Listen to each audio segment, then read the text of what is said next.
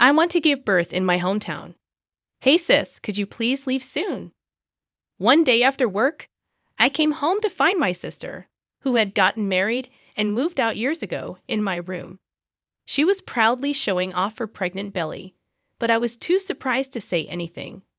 I stood there in shock while she laughed at me. You're just in the way since you can't even get a boyfriend. An old maid like you should be grateful, she sneered. To make it easier for her to leave my room, which used to be normal before I left for work in the morning, I threw away everything that was in there. Now, my room was completely empty. The bed, table, rug, curtains, all gone. The only thing left was my sister standing in the middle of the room. Your phone and wallet are in your bag, right? So you won't end up broke. It's time for you to stop relying on our parents and start living on your own. Yeah, I didn't think about getting my stuff back or kicking my sister out.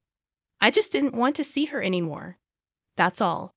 As I walked away, I could hear my sister burst out laughing, unable to hold it in any longer. You can't even say anything back at this point. Aren't you too weak? She mocked. Ignoring her, I kept walking down the hallway.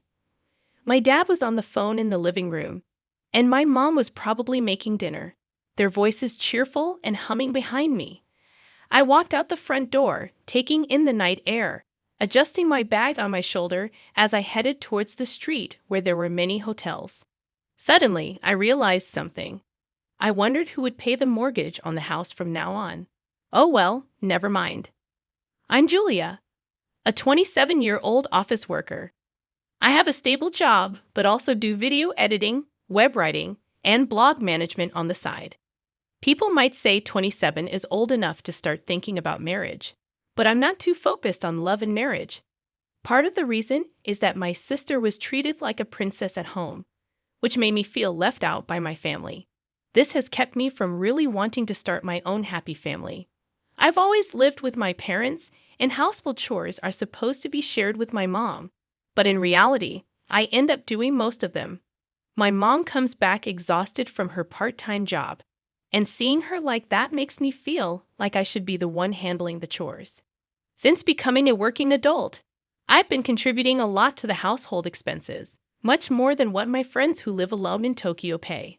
I'm more of an indoor person who enjoys studying and didn't go out much even during my student days. So, I didn't have many desires for material things and ended up saving most of the money I earned. Even after starting work, I didn't spend much on myself and gave more money for household expenses, thinking it would help my parents. Furthermore, since last year, I've been helping with the mortgage payments at my parents' request. They seem to think it's okay for me to contribute more to the household and mortgage payments because I have a steady income and am responsible. However, I feel like my parents aren't very interested in me because their attention has always been on my sister Kristen, who is a year younger than me. Kristen is outgoing and active. She used to go out somewhere every weekend during her student days. Naturally, my parents thought her lifestyle required money, so even when she lived at home, they never asked her to contribute to the mortgage or household expenses.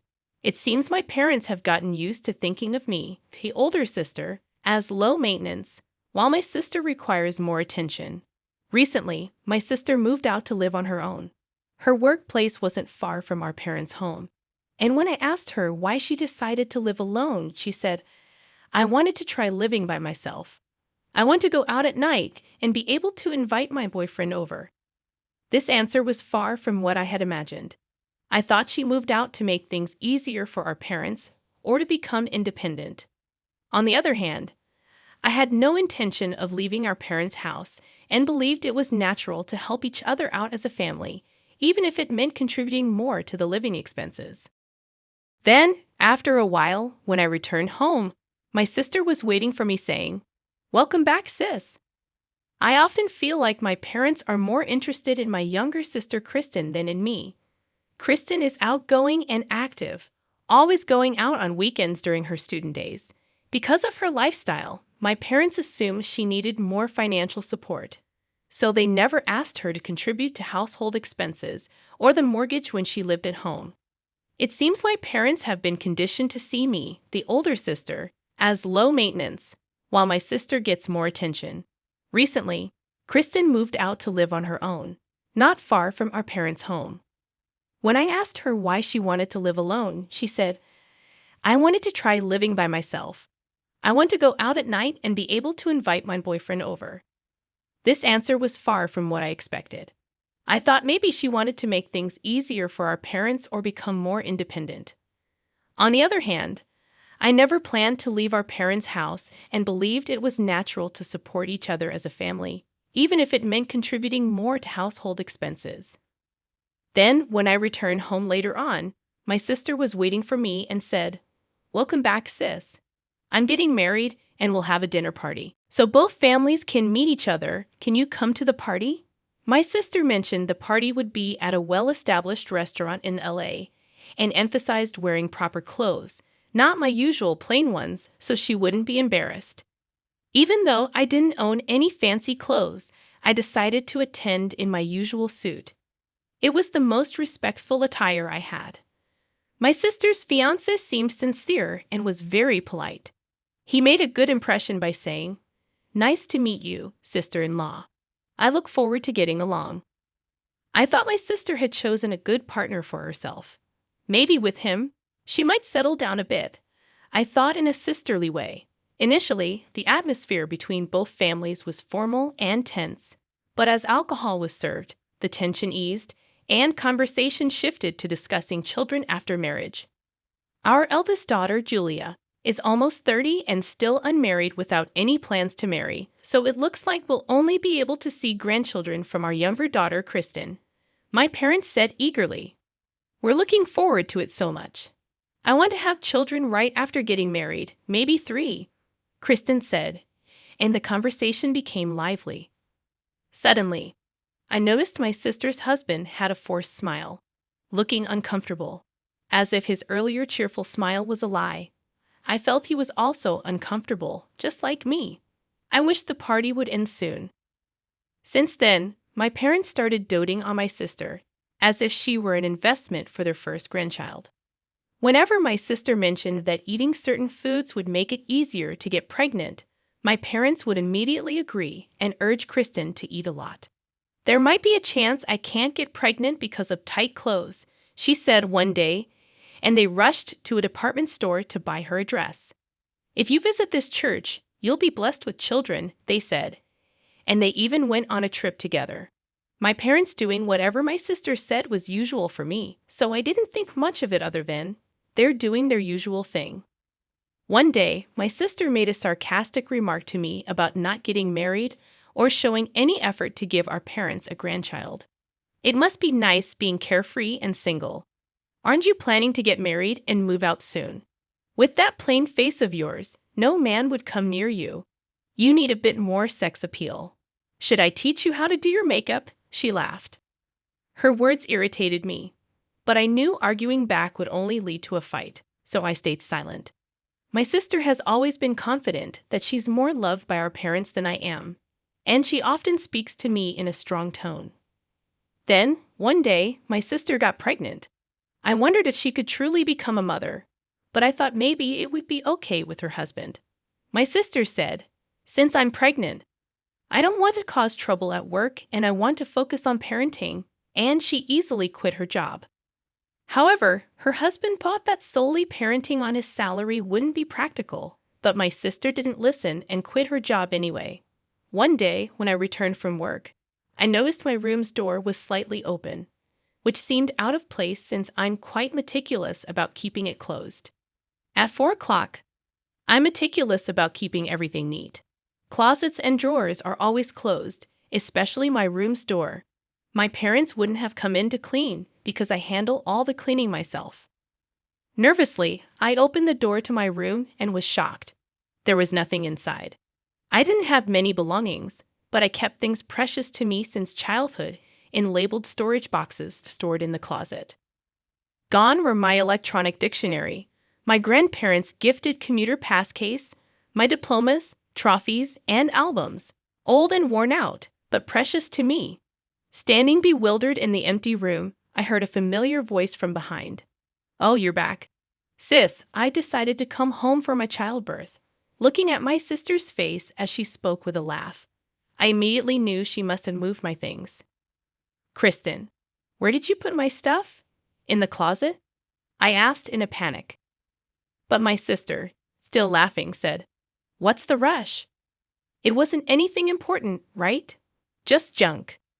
Being told my precious belongings were junk made anger well up inside me.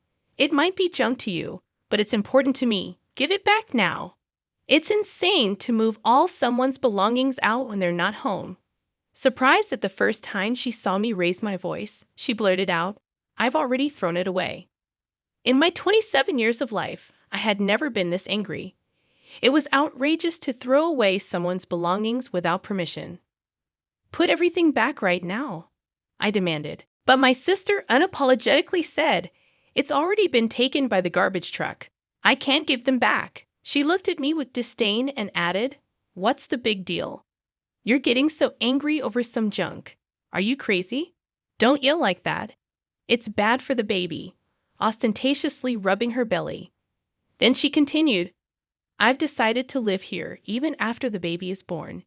It seems tough after childbirth, and Mom and Dad want to see their grandchild every day. Matt plans to stay here too, so it's too small with just my room. That's why I decided to use your room too. You understand, right? You're such a filial piety failure." I was utterly astounded by her selfish behavior. Going to our parents' home for childbirth is supposed to be a temporary return, but living here with her husband and child is simply cohabitation, isn't it? And then to unilaterally label someone as a failure in filial piety. My anger bubbled up. "Do you even realize you're being a failure in filial piety, staying at home without getting married, and as the eldest daughter, not even bringing in a son-in-law? I'll show them a grandchild's face and create a life where we can live together and see each other every day. Who do you think is doing more for our parents?" She was unilaterally declaring as if it were all my fault, but there was no way I could just sit back and listen to her. "If you want to live in this house as a family, that's something the whole family should discuss, especially since you want to use my room. You should have said something sooner if you had a set date for returning." At that point, my sister interrupted by banging loudly on my room's door. "Shut up. See, you're always like this, making a fuss. That's why I made it, so you have no choice but to leave. It's annoying." That sounded like mere lashing out. Trying to use someone's room without permission and having thrown out the current resident's belongings. Yet she spoke as if she were the victim. Kristen banged on the door over and over again. "You're in the way. Leave. Don't ever come back." I was beyond flabbergasted. "Then, as you wish, I'll just leave. I don't have any belongings left. No need to pack." My immense anger had now turned into sheer astonishment. I even felt like I never wanted to see her again.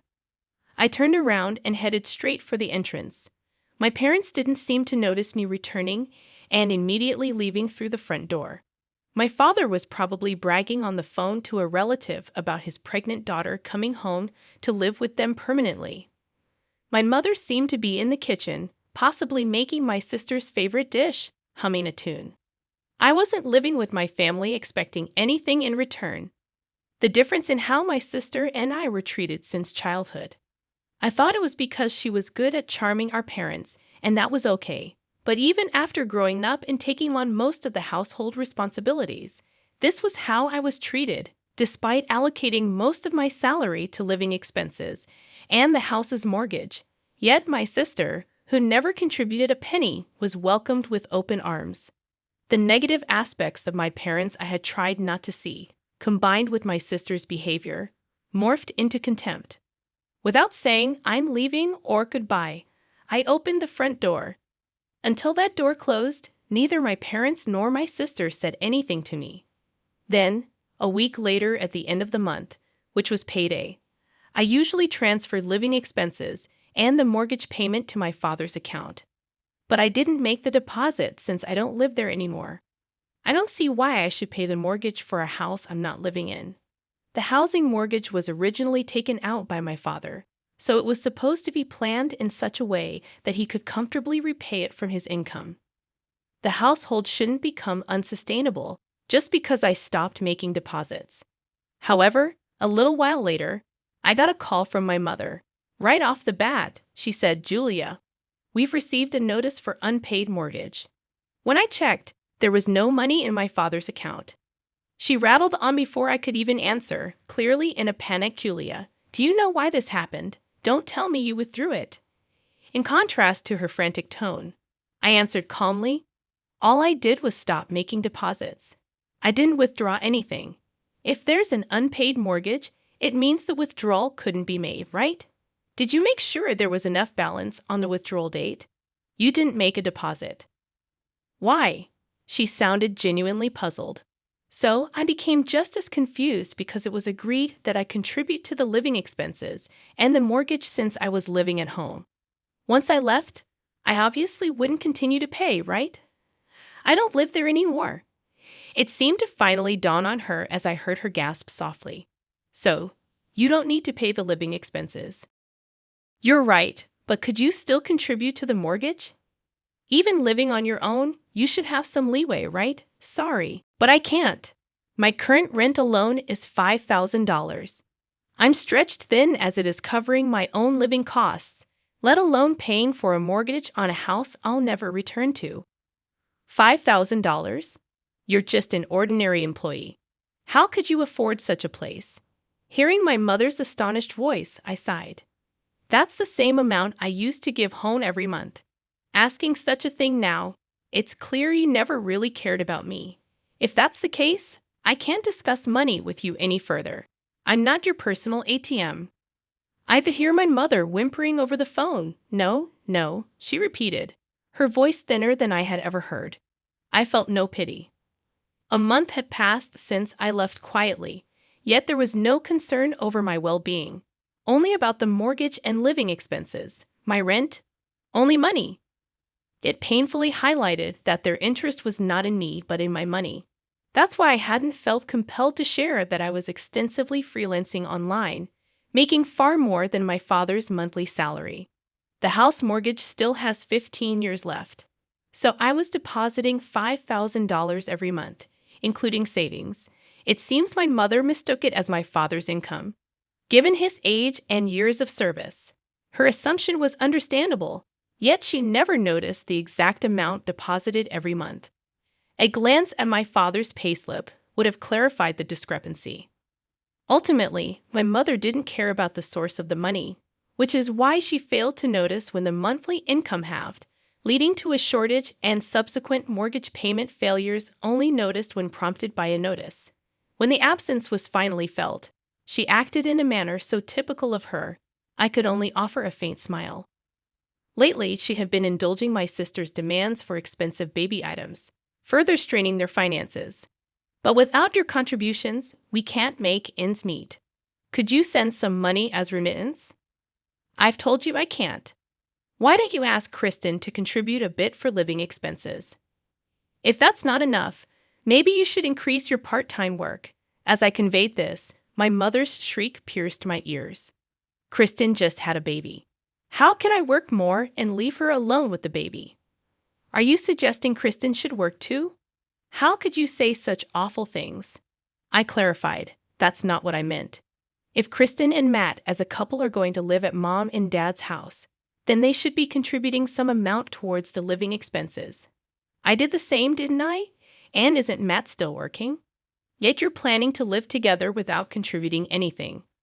After calmly responding to avoid provoking my mother, silence followed. Staying there just temporarily might be fine, but Kristen said she plans to live there forever, and Dad seems to think the same. So it would be better for everyone living together from now on to discuss how to handle finances and share the burden. I've already left the house, so I can't be part of that discussion.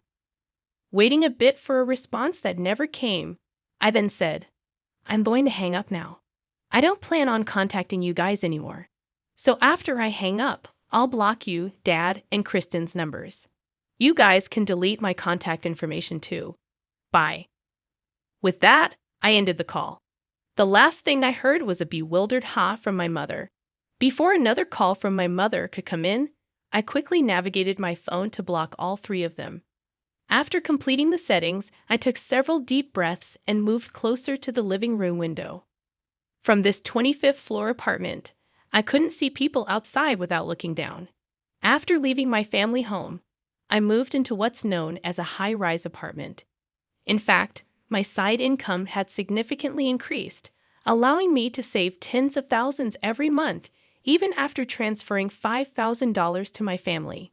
Remembering my mother, who would spend whatever money she had, I felt relieved I hadn't suggested using my savings to pay off the mortgage in full. After all, my parents wanted me out. Kristen, being heavily pregnant, couldn't possibly have moved my bed and table on her own. Someone definitely helped her. While it might have been Matt, I would like to think he wouldn't partake in moving all belongings from a lived-in room. Either way, such a significant move would have been noticed by my parents. I was the only one who went out for work that day, and they were home all day, yet they said nothing when I returned and ignored me even as I was leaving. Whether they were persuaded by Kristen or not, it was clear my parents had a part in wanting me out. Feeling this betrayal, I decided then to give up everything and leave. Had I paid off the mortgage in full, the three of them would have lived comfortably in a spacious home. I could not allow that to happen, so I chose the high-rise apartment for my new home. I remember when we used to gather around the TV as a family dreaming about living in such a place. My decision to live in a high-rise apartment out of spite turned out to be far more comfortable than expected. My chosen furniture, a space undisturbed by anyone, and the freedom to live off my earnings brought me immense satisfaction.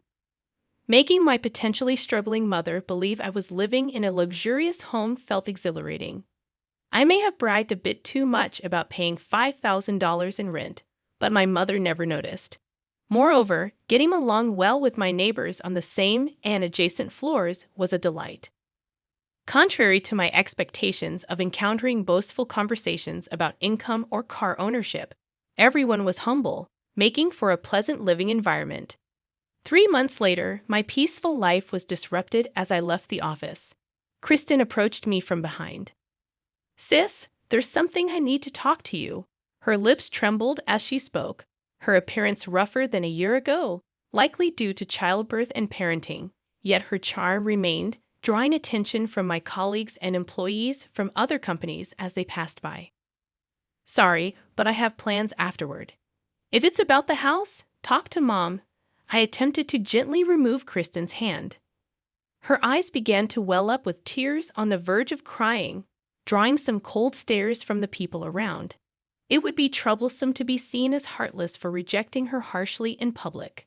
Reluctantly, I faced Kristen and suggested heading to a cafe near the station, to which she happily agreed. "Actually, I've been having an affair. Matt found out, and now he wants a divorce." This was the statement she blurted out the moment we sat down in the cafe. It felt like something out of a drama. He had the baby's DNA tested without my knowledge. It turns out Matt isn't the father. He's furious and talking about divorce. Kristen spoke in a hushed tone, aware of the sensitivity of the topic. But I was overwhelmed by the succession of shocking revelations. He doesn't want custody since it's not his child. He's talking about filing something to terminate the parent-child relationship. I didn't understand all he said, but he's refusing to give us any money, insisting on suing for compensation. "You're wealthy, right? Please do something." Perhaps this is what it means to be utterly speechless. My sister cheated, so it's natural she would be sued for compensation. And of course, no one would want to pay child support for a child that isn't theirs. I couldn't comprehend the nerve of my sister coming to me for a solution. "Why don't you ask the person you cheated with to pay the compensation to you?" "I can't do that. It was just a fling because I found him attractive, and after a few dates and finding out about the baby, I cut ties." "You thought that wouldn't come out." "I thought Matt would forgive me." It seems she underestimated her own husband to a remarkable extent. Though I knew my sister was selfish, I was astonished to see she treated even her loved ones this way. Then Matt didn't forgive me at all.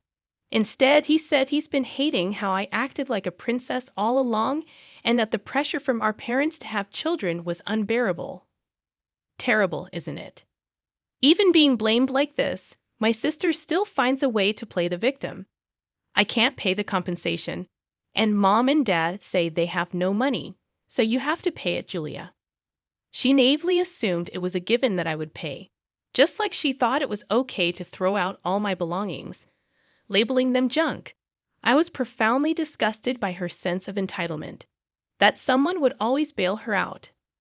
Without hiding my revulsion, I stood up to leave, and Kristen quickly turned pale, grabbing my hand with both of hers. I understand. I'll apologize. I'm sorry for throwing out your stuff without asking. I've apologized. So we're good now, right? Please give me the money quickly, she said, tilting her head slightly and using a sweet voice that sent shivers down my spine. I shook off her hand in disgust. Are you stupid? Why should I pay for the consequences of your affair? It doesn't matter if we're sisters. I hate you. I despise you as a person. I wouldn't help you even if you begged. With that, I left money for the coffee, which hadn't yet been served, on the table and headed for the exit, ignoring Kristen's dramatically loud crying to attract attention and guilt me into returning. I informed the staff that I left the payment on the table and walked out. She probably thought her tears would make me reconsider.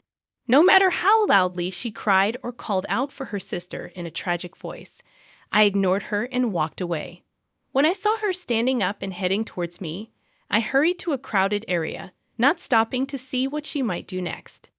After about an hour of dodging through convenience stores, bookstores, and the shopping mall around the station, and seeing no sign of Kristen, I finally let out a deep breath and headed home. Reaching my 25th floor apartment, I quickly unlocked the door and slid inside, locking it behind me. Then the intercom rang. My intercom rarely rings.